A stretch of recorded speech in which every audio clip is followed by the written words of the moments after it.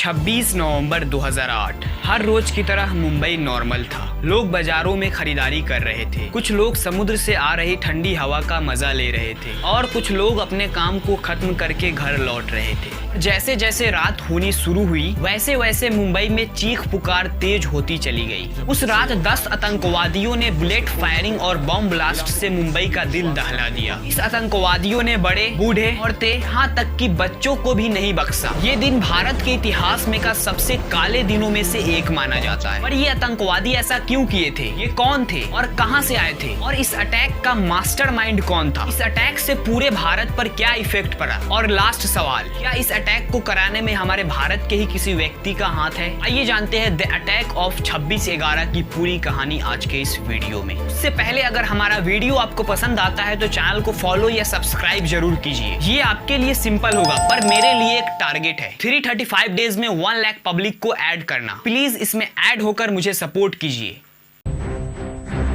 Hotel ताज में आतंकवादी जब घुसे और फायरिंग शुरू की, उसके थोड़ी ही देर बाद इलाके के डीसीपी विश्वास नागरे पाटिल अपने पर्सनल गार्ड और सिक्योरिटी गार्ड के साथ होटल में आतंकवादियों की तलाश में अलग अलग फ्लोर खंगालने लगे।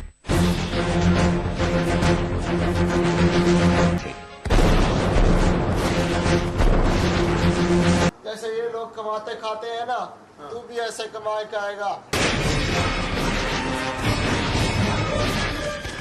एनएसजी के जवानों ने ताज में ऑपरेशन टॉर्नेडो शुरू कर दिया।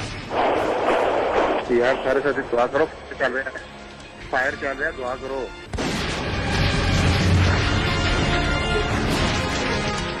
इस बातचीत से आपको लग रहा होगा कि पाकिस्तान में बैठे आकाओं को ये भी यकीन हो गया था कि अब एनएसजी कमांडो से आतंकवादियों का बचना नामुमकिन था।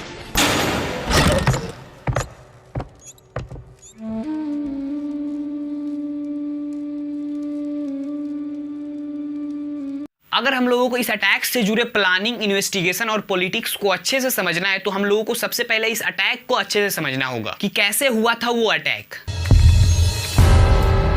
हर रोज की तरह सभी मछुआरे 26 नवंबर 2008 को भी समुद्र में मछली पकड़ने गए। इसमें से एक मछुआरे का ग्रुप लाल परी नाम की मछली को ढूंढते ढूंढते समुद्र में बहुत दूर तक पहुंच गया। उसके ग्रुप का एक मछुआरा कहा कि शायद हम लोग पाकिस्तानी समुद्र में आ गए हैं, हमें यहाँ से लौटना चाहिए। जब वो जहाज को मोड़ने गए तो उनको कुछ दूरी पर एक और जहाज दिखा जो झंडे दिखाकर इनको मदद के लिए बुला रहे थे। और जब ये मछुआरे उनके पास पहुंचे तो इनको शिप को तलाश करने लगे वो लोग, और जब इनके शिप में कुछ नहीं मिला तो इनको बंदी बना लिए। वो लोगों का तलाश करने का मकसद यही था कि ये कहीं कोई पुलिस ऑफिसर तो नहीं और इसका कोई सीक्रेट गैजेट्स इस जहाज में छिपा हो, इसीलिए वो लोग तलाश किए। पर तलाश करने के बाद इनको कुछ नहीं मिला। जब इन लोगों को जहाज तलाश करने के बाद कुछ नहीं मिला तो वो उन आका को बुलाए जो अपने जहाज में छुपा हुआ था। वो इसलिए छुपा था कि कहीं ये पुलिस ऑफिसर होगा तो उस आका को पकड़ न ले। उस मछुआरे और उस मछुआरे के दोस्त को ये लोग बंदी बना लिए और अपने जहाज से इसके जहाज पर अपने सामान को लादने लगे। उसके बाद वो लोग कहे कि अगर तुम हम लोगों को मुंबई तक पहुंचा दोगे तो तुम्हारे दोस्तों और तुमको हम लोग छोड़ देंगे। दोस्तों की जान की वजह से इन लोगों को ये मुंबई से 3 से 4 किलोमीटर पहले तक पहुंचा दिए। और जैसे ही ये लोग पहुंच गए तो इन मछुआरे के दोस्तों को भी मार दिए और इसको भी मार दिए। जिसके बाद वो टेररिस्ट अपने लाइफ बोट से वहां से गेटवे ऑफ इंडिया तक का सफर किए। कुछ रिपोर्ट्स बताती है कि जब ये लोग गेटवे ऑफ इंडिया तक पहुंचे तो वहां के लोगों को इन पर शक हुआ और वो लोग पुलिस के पास गए भी, पर वहां से समुद्र में लोग आते जाते रहते घूमने के लिए, इसी की वजह से उनको इग्नोर कर दिए। खैर यहाँ तक तो ये लोग पहुंच गए। उसके बाद ये लोग अलग अलग ग्रुप में बंटकर अपने अपने डेस्टिनेशन पर पहुंच गए। गेटवे ऑफ इंडिया से ये लोग टैक्सी में गए और जिस टैक्सी में वो लोग बैठे थे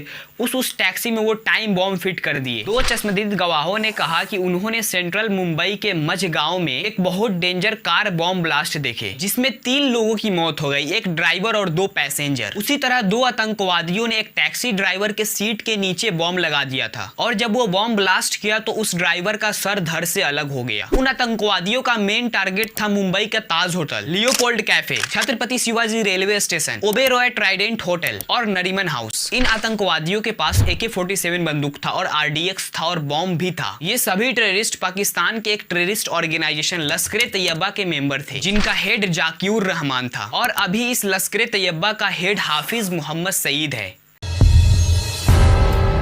ये कैफे साउथ मुंबई के कोलाबा कॉजवे पर मौजूद है। तो हमलावर साहिब और अबू उमर 26 नवंबर 2008 की इस रात 9:30 से 9:48 के बीच कैफे में अंधाधुंध गोलियों की फायरिंग की, जिसमें 10 लोगों की मौत हो गई और कई लोग घायल हुए। इसके बाद ये दोनों ताज होटल की ओर चले गए।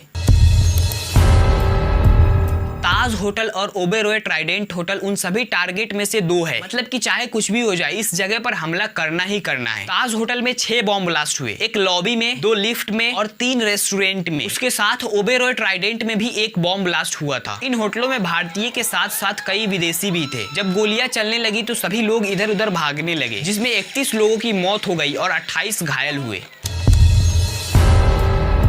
छत्रपति शिवाजी रेलवे स्टेशन मुंबई का सबसे फेमस और लास्ट स्टेशन है, जहां पर रेलवे लाइन खत्म होती है। इस स्टेशन पर हर समय बहुत ज्यादा भीड़ रहती है और आतंकवादियों के लिए ये सबसे बेस्ट जगह था कि जहां पर जाकर लोगों को सताया जा सके। इस स्टेशन पर 2 आतंकवादी आए, एक अजमल कसाब और एक इस्माइल खान। ये लोग अपने हथियार को बैग में रख कर आए और एक साइड में जाकर उसको रेडी किए और लगभग 9:30 पर अंधाधुंध गोलियों की बारिश करने लगे। इस गोलियों की फायरिंग में इस जगह पर लगभग 58 लोग मारे गए और 104 लोग घायल हुए। उसके लगभग 1 घंटा 15 मिनट बाद यानी 10:45 पर वो लोग यहाँ से निकल लिए। हमले के कुछ ही देर में वहाँ पर एम्बुलेंस और पुलिस फोर्स पहुंची, पर वहाँ से वो आतंकवादी भाग गए। इसके बाद ये लोग पेशेंट को मारने के इरादे से हॉस्पिटल की ओर जाने लगे, पर उससे पहले कि ये लोग हमला करते कोई बालकनी से देख लिए इनको और सभी मरीज और स्टाफ को एक सुरक्षित जगह पर ले गए। यहाँ पर जब कोई नहीं मिला तो यहाँ से वो पास ही के गली में गए, जहाँ पर इनको ढूंढते ढूंढते एक पुलिस ऑफिसर की गाड़ी आई, जिस पर फिर से ये लोग गोलियों की बारिश कर दिए, जिसमें विजय सलस्कर, अशोक कामटे और उनके 3 अधिकारी मारे गए। जीवित मात्र एक कांस्टेबल बचा था, जिनका नाम अरुण जाधव था, जो कि बहुत घायल था। कसाब और इस्माइल खान जिस गाड़ी पर हमला किए थे उसी गाड़ी को जब्त कर लिए, पर थोड़ी ही देर बाद उस गाड़ी को छोड़कर किसी प्राइवेट गाड़ी को जब्त कर लिए। जब वो आतंकवादी पुलिस के नाकाबंदी से जाने वाले थे, उससे पहले ही वो जो घायल कांस्टेबल था अरुण जाधव, वो कॉल करके पुलिस को बता दिए कि वो लोग वहां से गुजरने वाले हैं। फिर जब ये लोग नाकाबंदी पर आए तो पुलिस वालों ने इन पर गोलियों की बारिश कर दी, जिसमें इस्माइल खान मारे गए और अजमल कसाब को जिंदा पकड़ा। इसमें एक पुलिस ऑफिसर तुकाराम ओम्बले की मौत हो गई। यहाँ पर 21 नवंबर 2012 को कसाब को पुणे के एक जेल में फांसी दे दी गई, पर यह हमला 2008 में हुआ और कसाब को फांसी 2012 में दी गई, यानी कि 4 साल का डिफरेंस। इतना डिफरेंस क्यों?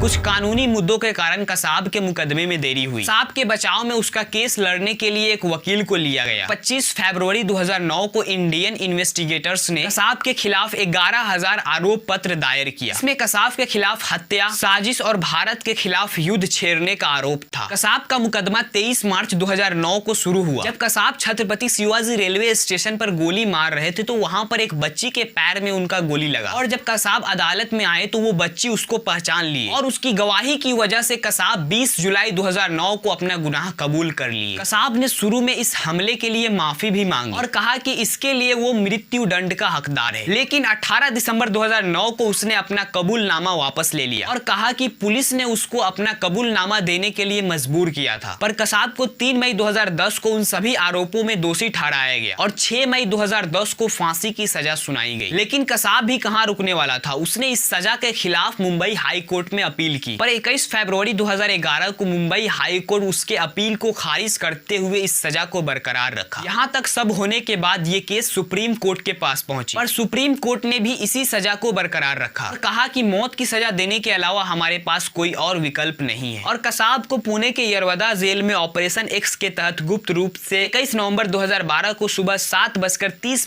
पर फांसी दे दी गई। इंडियन गवर्नमेंट ने पाकिस्तान गवर्नमेंट को कसाब की फांसी की जानकारी लेटर के जरिए भेजने की कोशिश की, पर पाकिस्तान गवर्नमेंट ने इसको लेने से इनकार कर दिया।